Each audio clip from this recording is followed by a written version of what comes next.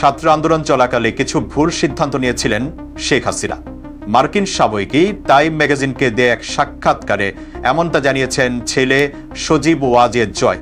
সে সময় নিহতদের অর্ধেকই বিদেশি গোয়েন্দা সংস্থার দেয়া অস্ত্রে সন্ত্রাসীদের গুলিতে মারা গেছেন, এমনটা দাবি করেন জয়।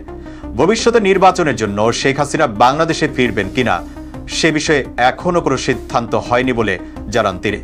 টাকা পাচারের বিষয়ে তিনি বলেন, অভিযোগ তোলাই যায়, তবে তার কোনো সত্যতা নেই।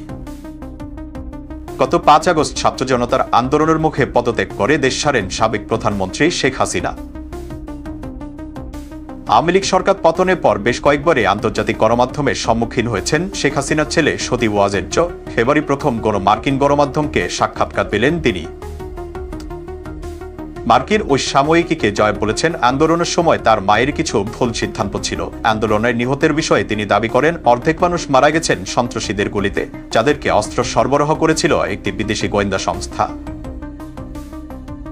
সাক্ষাৎকারে জয় বলেন, শেখ হাসিনার প্রত্যাবর্তনের বিষয়ে এখনো কোনো সিদ্ধান্ত নেওয়া হয়নি। সজীব ওয়াজেদ বলেন, দেশের বর্তমান পরিস্থিতি নিয়ে তার মা খুবই হতাশ, কারণ 15 বছরে আওয়ামী লীগের সব পরিশ্রমই বিফলে যাচ্ছে। এ সময় ব্যাংক হিসাব জব্দের প্রসঙ্গ টেনে দুর্নীতির সকল অভিযোগ অস্বীকার করেন জয়। তবে অন্তর্বর্তীকালীন সরকারের উপর আস্থা রাখছেন তিনি। তাদের মেয়াদ 1 কিংবা 1.5 বছরই যথাযথ হতে পারে বলে মনে করছেন জয়।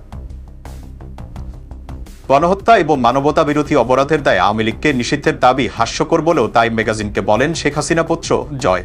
তার দাবি, বাংলাদেশের সবচেয়ে প্রাচীন এবং বৃহত্তম রাজনৈতিক দলকে খুব সহজেই নিষিদ্ধ করা যাবে না, আইনিভাবে তা সম্ভব হওয়া। সাক্ষাৎকারে জয় নিজের রাজনৈতিক অবস্থানও পরিষ্কার করেন। দাবি করেন, কোনো ধরনের রাজনৈতিক উচ্চাকাঙ্ক্ষা তার ছিল না, তাই এখনই মায়ের বিকল্প হিসেবে রাজনীতির মাঠে নামবেন কিনা তা ভেবে দেখেন।